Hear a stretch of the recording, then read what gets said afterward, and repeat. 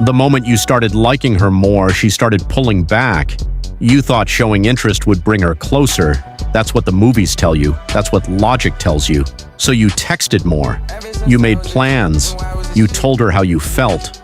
You were present, available, consistent. And somehow, the more you did, the more she disappeared. If that's happened to you, you're not crazy, and you're not alone. What you're experiencing is one of the most counterintuitive dynamics in attraction, and understanding it could change everything. In the next few minutes, I'm going to explain exactly what happens when you show too much interest, too soon, and what actually keeps a woman's attention instead. Let's start with the first thing you need to understand. Desire operates on scarcity, not cruelty, scarcity. When something is rare, we value it. When it's abundant, we take it for granted.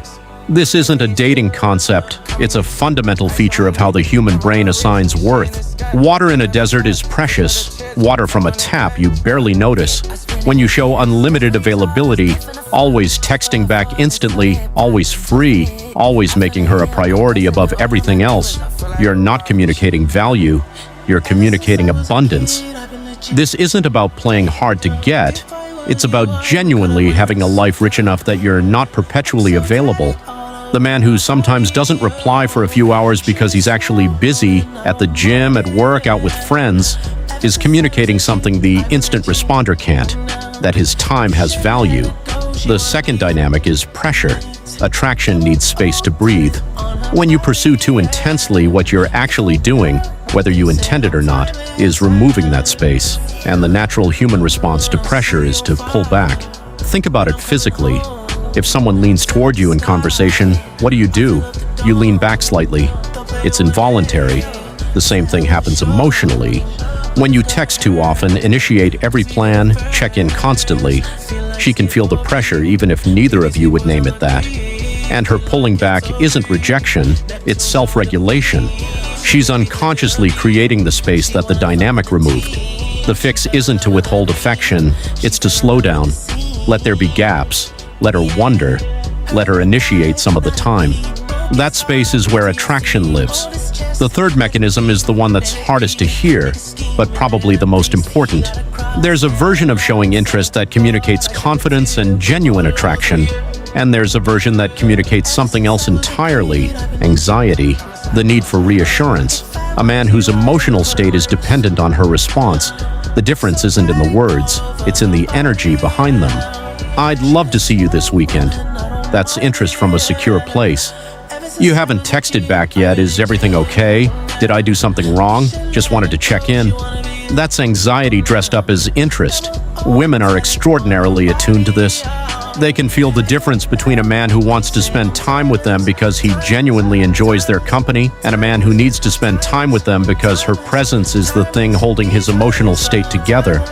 One feels attractive, the other feels like a weight. When your interest starts to look like neediness, when her reply becomes the thing that determines your mood for the day, you've shifted the dynamic in a way that's very difficult to recover from. The fourth thing I want to talk about is what most men do when they feel her pulling back. They try harder, more texts, more plans, more expressions of feeling, more reassurances, more checking in, and every single one of those moves makes it worse. Because here's what chasing communicates. I'm scared, and more than that, I'm willing to abandon my own standards to keep you around. That signals something devastating about perceived value. We want what other people want. When you chase, you're essentially announcing that she is worth more than you are, that losing her approval is something you genuinely cannot handle, even if it comes from real feeling, even if your intentions are completely genuine. The signal it sends undermines the foundation. The most powerful thing you can do when she pulls back is stay still, not cold, not punishing, just still.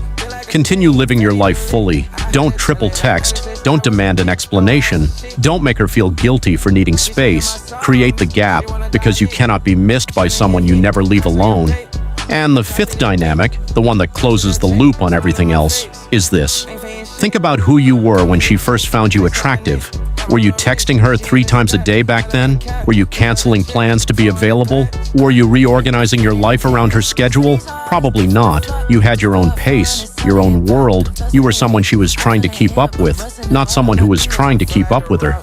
At some point, the dynamic shifted, maybe because you genuinely started to fall for her, maybe because things went well and you got comfortable. Whatever the reason, you stopped being the version of yourself she was originally drawn to. And the painful irony is that you changed because you cared more, but the more you cared, the more you became someone she hadn't chosen in the first place. The path back isn't a strategy, it isn't a technique, it's returning genuinely to the man who had his own life, his own standards, his own direction, not for her, for himself. So here's what I want you to leave with. Showing interest isn't the problem. Interest is essential. Real connection requires it. The problem is when interest becomes relentless, when it removes all space, when it shifts from attraction into anxiety. The men who hold a woman's attention long-term aren't the ones who care the least. They're the ones who care, and who are also whole without her, who have a life she wants to be part of, who stay interesting because they never stop being interested in their own lives. That balance is the whole game. If what I described today hit close to home, if you've watched her pull away, tried harder, and watched her pull further, my previous video covers the 5 reasons women lose interest in the first place. Everything we talked about today is the follow-up to that foundation. Link is in the description. Drop a comment below. Tell me, which of these 5 dynamics do you recognize most in yourself? I read all of them. I'll see you in the next one.